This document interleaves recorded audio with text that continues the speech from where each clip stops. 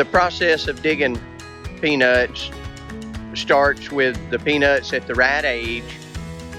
These here are about 140 days, and sharp blades is a necessity for cutting them off, digging them at the proper speed and the proper depth.